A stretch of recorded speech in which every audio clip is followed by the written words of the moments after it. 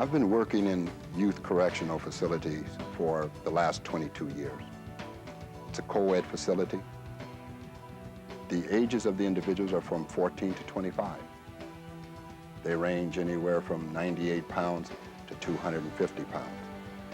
Stronger, faster. But the key is, it is also a co-ed facility.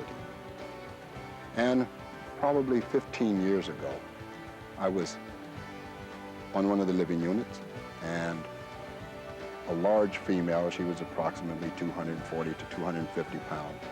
She was about 6'2", decided that she was going to attack one of our female officers. I was standing approximately a foot from her at the time that she picked up an object to throw.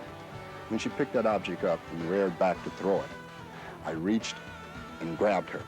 She broke free, hit me across the head. It hit me across the nose and I fell back. I jumped into a fighting stance, which at the time is what I had been doing, boxing and a little wrestling. I realized this was a female I was standing in front of, and that hitting her was just not a part of me. So I said, well, I'm gonna grab her. I'm gonna take her to the ground. When I went to grab her, she hit me 4 more times.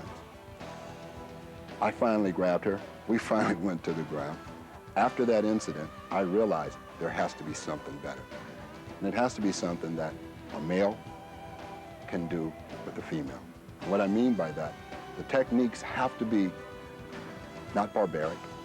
They don't have to inflict serious injury unless there's no other alternative.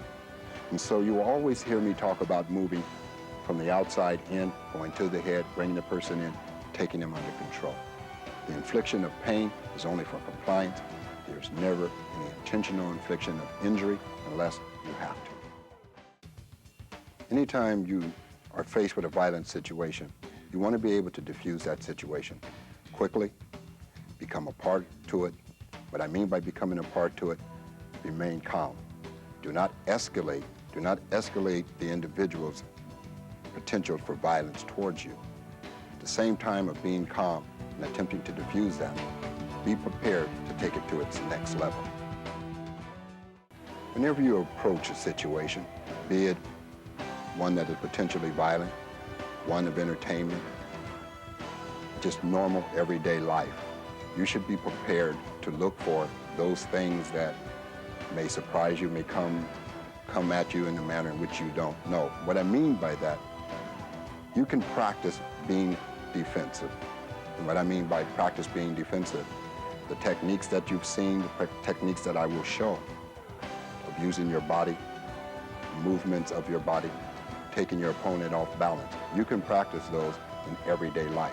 The way you walk, the way you sit, the way you stand and hold should always be in a fashion that should the unpredictable happen, I can immediately go into some form of defense of myself or of others. Now, that might mean if you approach me and I can't tell what's in your hand, I should move accordingly.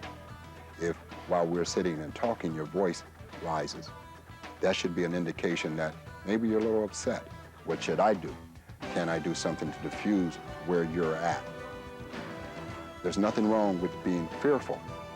There is something wrong living in fear. So to prevent that, and not being paranoid all the time, but by living and operating in a fashion where I'm observing my surroundings, I'm a part of my environment, I'm looking at and being part of everything around me, I'll know when things are not right, they're not normal. I can look at a group of people and see this is a group of friendly people, this is a group of people that may do me harm. What are they doing? How are they walking? How are they approaching me? It's nothing new. We all do it. We do it every day. We'll walk up and see a person dressed in black clothing and think, well, what's this? And when he turns around and he has this white collar, we operate totally different. He turns around and he has a mask on his face. If it's a female, she grabs her purse. If it's a guy, he looks for something. He goes into a defensive posture. This is the observations that you have to take and make every day of your life. We usually do it without thinking. There are ways of doing it consciously without effort, though. So being a defensive person, living in a defensive manner, does not take a lot of hard practice. It's just something that should come normal, but you should be conscious of what you're doing and make everything normal to you. The routine is a rehearsal for the extreme. Usually when you're attacked from the rear, you're probably in a criminal situation. Someone is either getting ready to rob you or seriously do harm to you for some kind of criminal reason. It's usually not someone that has been angered by you, unless you are trying to leave the scene and then they jump you from the rear. What they're trying to do is get the best advantage they can, taking you from the rear, taking you off balance, locking you out, disabling you as quickly as they can. For you, you have to know to regain your balance, offset their balance.